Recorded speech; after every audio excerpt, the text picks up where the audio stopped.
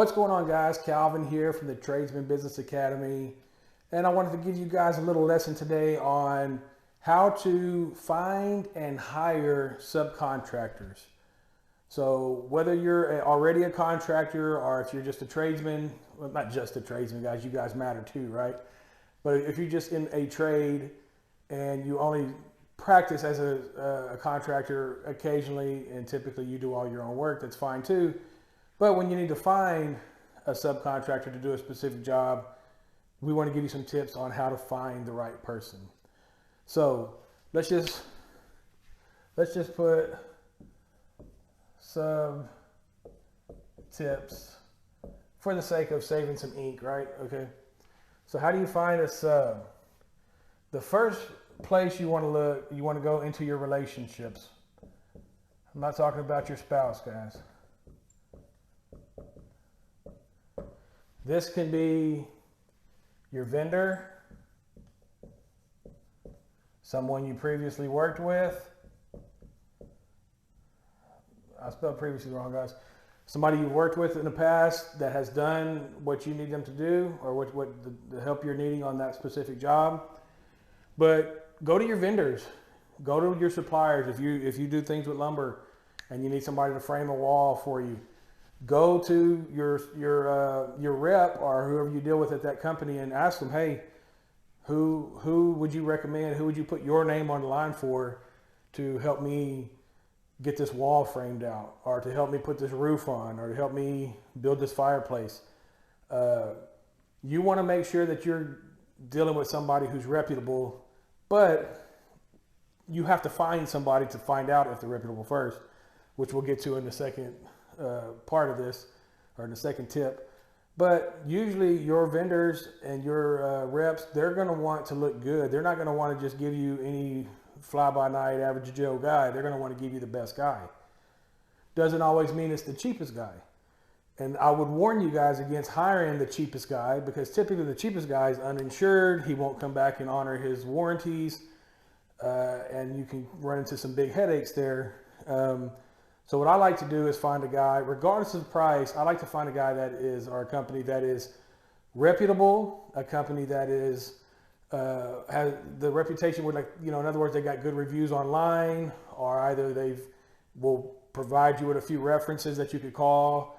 But typically your vendors are going to give you pretty solid guys, because they're not going to want to put their name on the line in a bad way. So number one, use your past relationships to find subcontractors. Number two, this is kind of, once you find a subcontractor, you want to do your research. Again, make sure they're insured. Make sure they're willing to fill out a W-9 so you can, write it off as an expense in your cost of goods, and you're not just paying them on the side. You don't ever want to pay subcontractors on the side, because you can't write it off, and that's pretty shady stuff right there. So you be careful with that. You don't want problems with the IRS, right?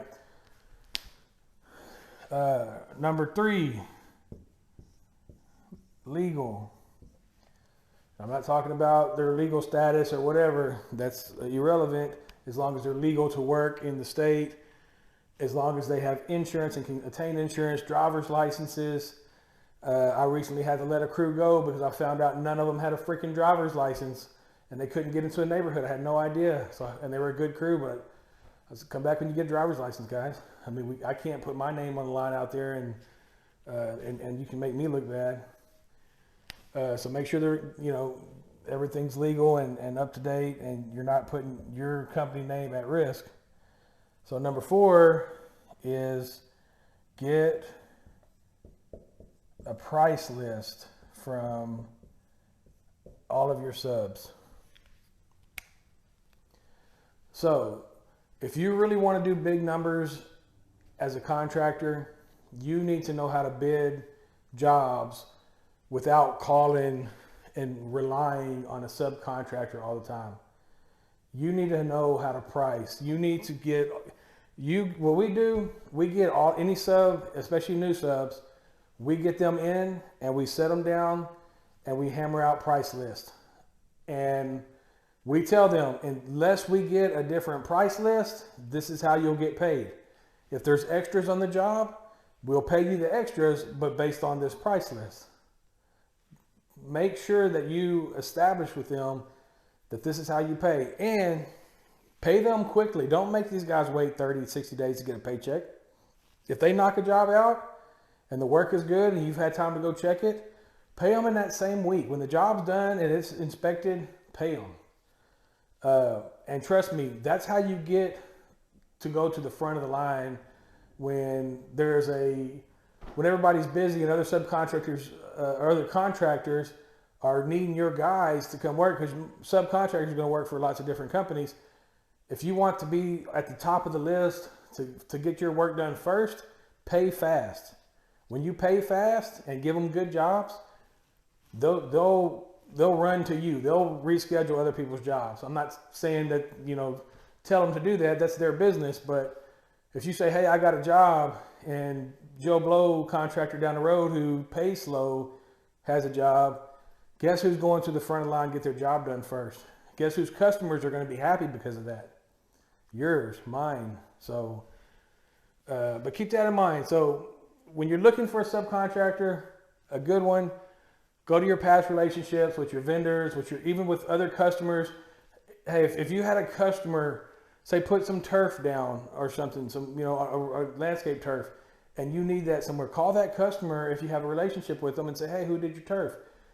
Call them, call the company, vet them, do your research, make sure all their legal stuff's in order, and get a price list from them and price it.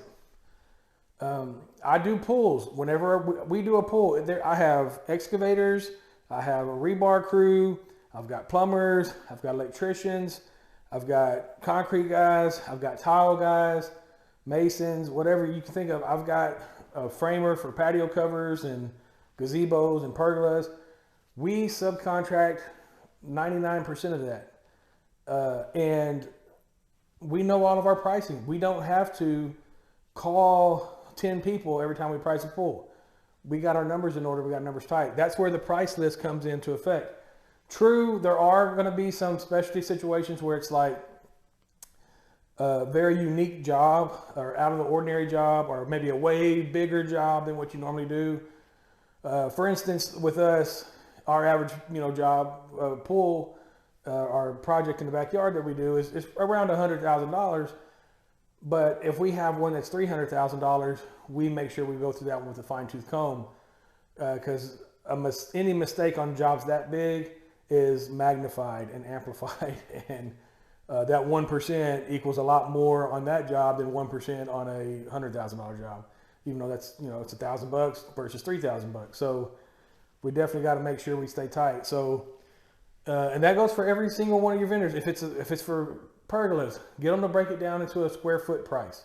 Electrician, get them to break it down into a per fixture price, or if they're having to run undergrounds, a per foot based on what size pipe and what amps. You have to have some general knowledge on, electrical and things like that, so you can know what size wire, what size pipe to anticipate, price. I'm not saying you have to be an electrician for 10 years, but what you have to know is basics. You have to know, like I know my equipment set, if I have 2 pumps, a heater, my normal setup, a blower, a booster pump, I know I need 50 amps, and I know what size wire I need, and I know what size pipe I need. You need to know that, your basic stuff. Now, again, if they're putting welding machines and this and that in the barn, definitely you're going to need to send some kind of plan or have your electrician get involved. So I'm not telling you to do any guesswork, but as long as you have those price lists, man, you'll be able to do proposals easy. If you guys need any help putting your sales processes together, or your operations processes, or maybe getting more customers, maybe your problem is you don't have enough customers coming in, give us a call. We'll put our calendar down below. So book a call with us, just an assessment call. We'll diagnose your business, give you a few pointers on what you should do next, give you some actionable tips for free, and then we can tell you what it looks like to work with us. And if that's something that interests you, great. If not, keep following us, subscribe to our channel, like this video, and we will see you guys down the road. Thanks.